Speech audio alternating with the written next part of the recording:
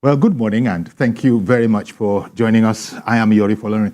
I hope you had a great weekend. My guest this morning is Dr. Olukayode Oyeleye. He's an agric business expert and analyst of agriculture in the country.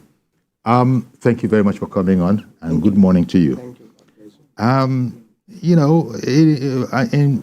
We're moving. Quite frankly, we're in it already, talking about the first year of President Bola Ahmed Tinubu and his activities in office, especially as it concerns national development. And so, well, as I introduced you as an agric business analyst, that gives the game away that we want to look at what has the record been in agriculture.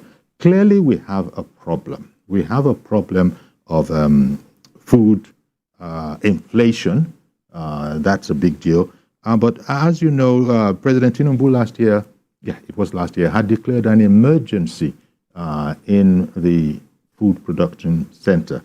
And in that emergency, he had said that he was looking to bring 500,000 hectares of land under cultivation. Nigeria is said to have somewhere in the region of 790-something million, arable hectares of arable land. But here we are talking about just 500,000. First of all, do an assessment of that. Number one, the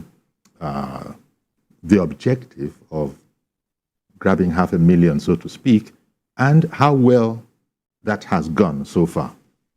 Okay, thank you very much. The last time this matter was brought under focus in this studio, I was hesitant to make some categorical statement because it was more of an intention expressed then, and then that's about 3 months ago. And by now we should be seeing clear manifestation of, the implementation of what was intended.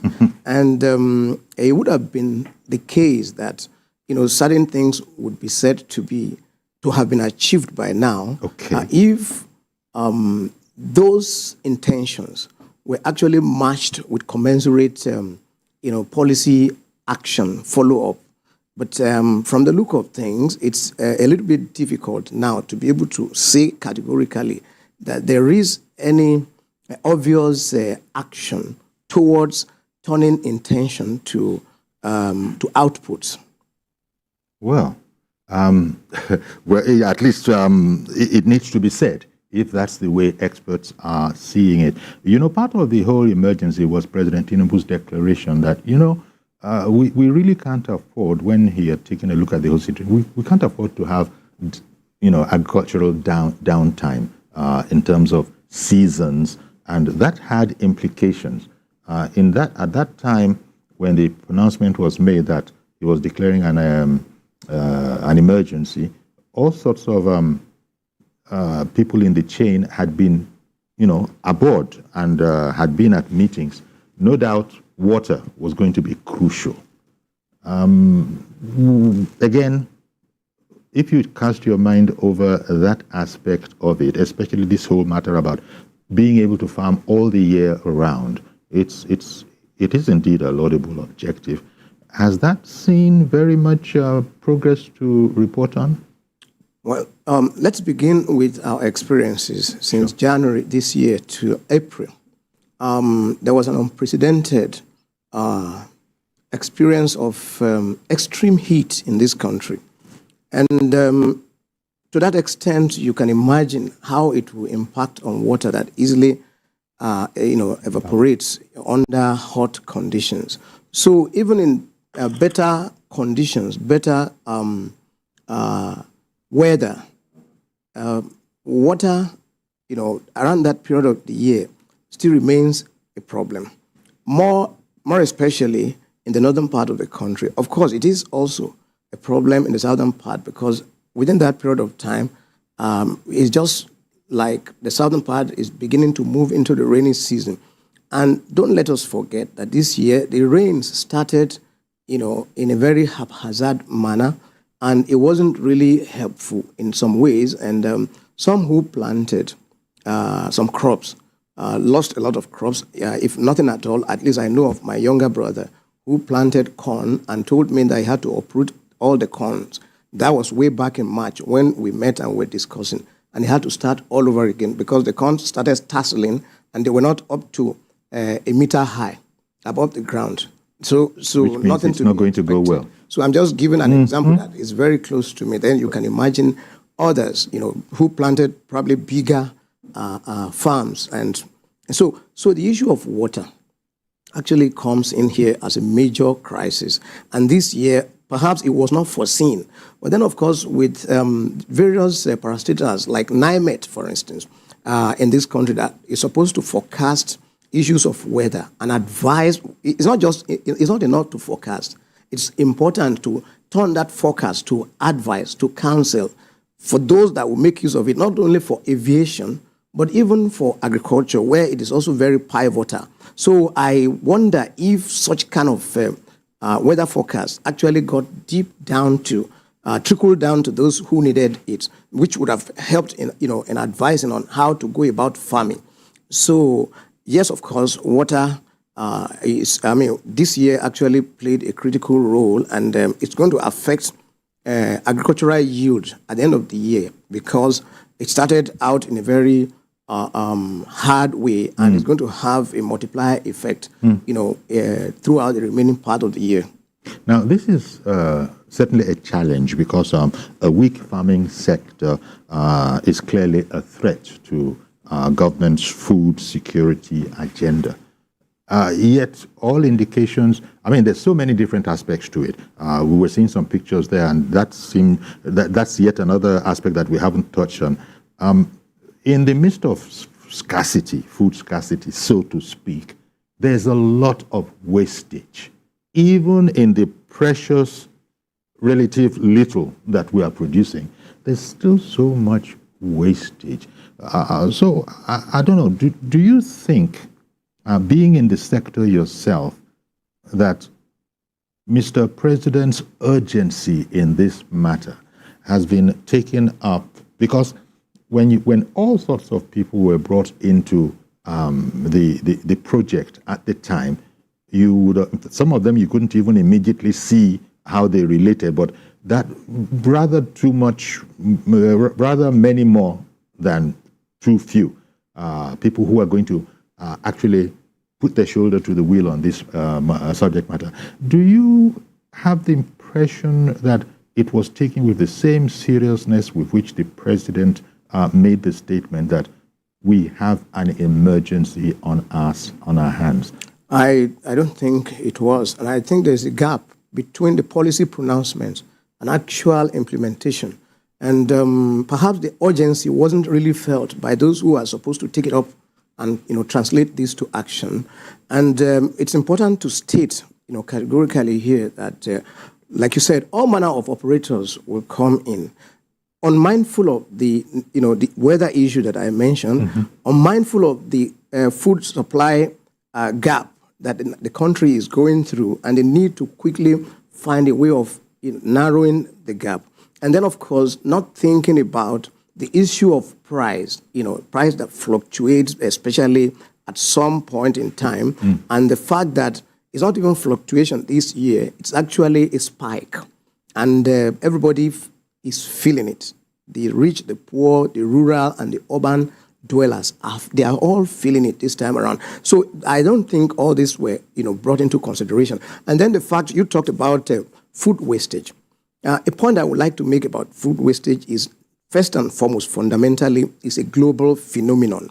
But the issue of the proportion of food that gets wasted varies from country to country. Now, in developed countries, they've been able to minimize wastage, especially with the use of processing and storage facilities to be able to, prolong the shelf life. And so that makes more food available for consumption and less for the dust bin. But in developing countries like Nigeria, a lot of this food, these foods get wasted because electricity is a problem. So those who would even want to get into maybe cold room operations would not be able to run a profitable business if they have to use generator. And then, of course, processing, same problem. And then issues of logistics and then aggregation, the challenges of aggregation, they're also there. So for that reason, a lot of what is produced get wasted. It was estimated by FAO that more than 30% of what is produced gets into waste. And I think it's very likely to be more than that for Nigeria. Well, it's not so very good news, but I know that the attitude is one of never say die. And in any case, it was a plan, it was a projection, and plans, they don't always work out as you had conceived at the time. So it looks like we're coming into this first year, and by all accounts, the report could have been better, because this matter of agriculture, it actually is touching so many different aspects. It is going to affect our ability to, acquire foreign exchange. We first of all have to feed ourselves and then be able to export. And yet we were hearing these, encouraging signs at the time that, look, this indeed was very much part of the plan. But I don't know that we are exporting as much as we could have. And in fact, is it when we are complaining here that I don't know, what do you think? One minister was saying that it wasn't a matter of availability as affordability, that there is food, but nobody can afford it, almost. Well, okay, let's start from the issue of availability versus affordability. When politicians in office want to talk, sometimes they look for a safe haven. Mm-hmm. So the issue of availability could be a very smart way of going around the issue, and because for someone talking about availability, by what metrics, by what measures, by what standards has he been able to ascertain that we have this food available? That's the first thing. Maybe from looking at a tube of yam, for instance, in the market, that nobody can afford. That people cannot afford. And so it could be, and so that's one of the things that may have informed that statement. So at least to sound good, is a question of sound biting. So so one cannot conclude by that, it's available. That's number one. Number two is that, it all depends on the places an individual goes. If someone goes to some local governments in Kano State and you see the field of tomatoes, you say, we have plenty of tomato in this country. Mm-hmm. So, but it would be wrong to conclude without going to some other parts of the country. Or if somebody goes to Ikiti and sees yams, in places like Elisha, around Ikole area and all of those other places, you say plenty of yam here or in Benue State. But the question is this: how much do we have relative to the consumers? And so these are the issues that we should bear in mind. So affordability is actually a major problem this year. And as recently as this last weekend, for instance, in the market, the prices of things had again gone up. That's right. Even That's more right. than before, for example. And so you talk about affordability versus availability. Now, what we talk about, let me use tomato as an example. Tomato, just this last week, the price has gone way up. And you count just on the fingertips about 4 pieces of tomato going for 1,000 naira. And they don't look like the biggest or the healthiest. Yes, and why they are not healthy, and I would tell you, is this. For instance, the factor of extreme heat that I mentioned earlier, has actually affected the yield of tomatoes this year, because tomatoes are very sensitive to extreme heat. Mm-hmm. That is one. Then there's this insect that looks like a moth, a butterfly, called Tuta absoluta. The larva stage actually eats the leaves of the tomatoes, thereby lowering its ability to actually produce. Of course, we can go down to the rudiments of photosynthesis, the ability of leaves to manufacture food from this, energy from the sun and all of that. That's the basic thing. So when the leaves are already destroyed, then of course it will affect the production of the tomato itself. So these two factors actually drastically affected tomato supply, and these are the foundations of the spike. So you cannot then, under this circumstance, be talking about availability. Or some people will want to explain it away by saying, there's a season for tomato. Those who don't understand the rudiments of agriculture will want to run with that. But the truth about it is those two factors are the fundamental issues affecting the availability of tomatoes in the market and ultimately the price as we speak. But how about the agricultural researchers? I mean, didn't they see this because it is it is well known, and is it that sector is lacking a bit to see a development and know that these are the countermeasures that are going to be necessary, or is that too simplistic a view of the situation? Well, I won't say it's simplistic. I will actually commend the fact that you brought this issue out because it's very, very central. Agriculture will not be able to thrive without the underpinnings from the research community. And I also want to make reference to that August interview. Yes. Because one of the things I said was that the Ministry of Agriculture should not wait for the research institutes to come to them. They should go to the research institutes. I made that emphatically. Now, to what extent the ministry has done that, I don't know. And because, one, it is when the ministry understands the challenges of these research institutes and helps in terms of funding and equipping them with what they need to function. That's when they'll be able to work well. You can imagine a research institute that does not have electricity. And then where they store, their seeds, for instance, they're supposed to be under constant electricity supply, and it should be a cold storage. In fact, many of these seeds have to be stored even well below 0 degrees centigrade. And then you don't have electricity. What do you think will happen? Many years ago, there was a crisis in NIHORT in Ibadan. That is the Institute of Horticultural Research, that many of what they had in their seed storage unit got destroyed because of electricity challenge. And you can imagine how many other research institutes are suffering this. So if they don't have the basic things with which to work, what do we expect of them? I was going to go to this area that you were at, as you especially referred to the weather earlier. When we hear presidential statements like an order for an immediate release of strategic grain, that kind of a thing, I was going to ask the impact of this inclement weather. I mean, this time, when people hear inclement weather, they think of bad weather, rain, but now it can also be inclement in the other angle about it being far too hot. You've just spoken about electricity and all of that. Our strategic reserves, are they safe? Do they have an expiry limit? Must they be changed? Or if you stored it now, if you don't have a need for it, it's there for the next 5 years. Is it still good 5 years after? So how do they? It's a very complex chain, isn't it? Yeah. Let's use common crops like what me and you are used to. Supposing yam tubers are stored in any of these silos for 3 years, what do you think will happen to it? Can yam even be stored in silos? So now let's talk about grains that have relatively longer storage lifespan, useful storage lifespan.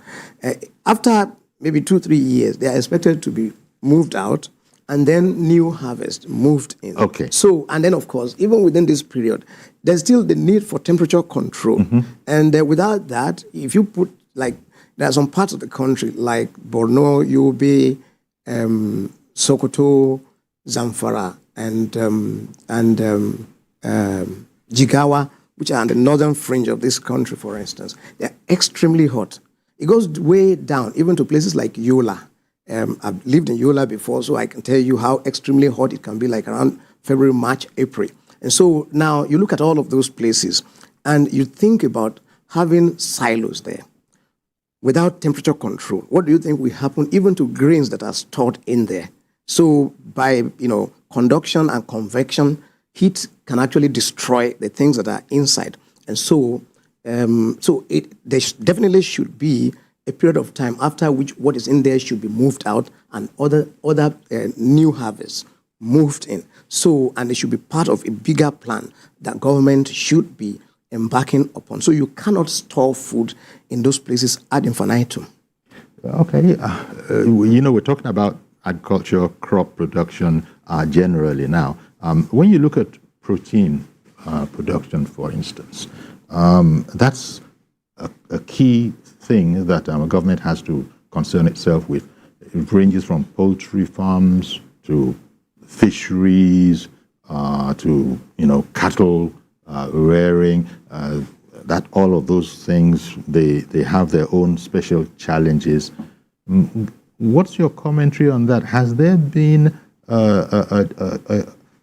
even though maybe I didn't remember to put it in there, that I would have expected when we're still talking about crop productions, when you look at Israel, for instance, when you look at the internet, and you see that Israel and some areas, close to the Middle East that don't have the kind of soil that we have, they are now doing soil-less agriculture, being, with science, adding the required nutrients to water, and it's mind-boggling when they come into these specialized greenhouses and you see what is being produced.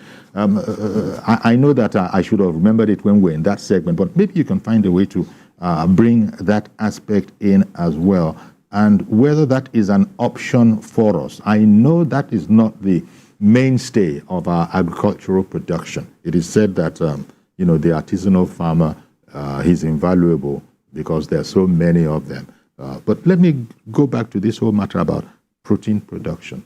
Okay, so you want me to make some comments on Please. Things like greenhouse farming and all of that? Yes. Of course, we have very good weather from the south of this country to the north, the agroecological zones.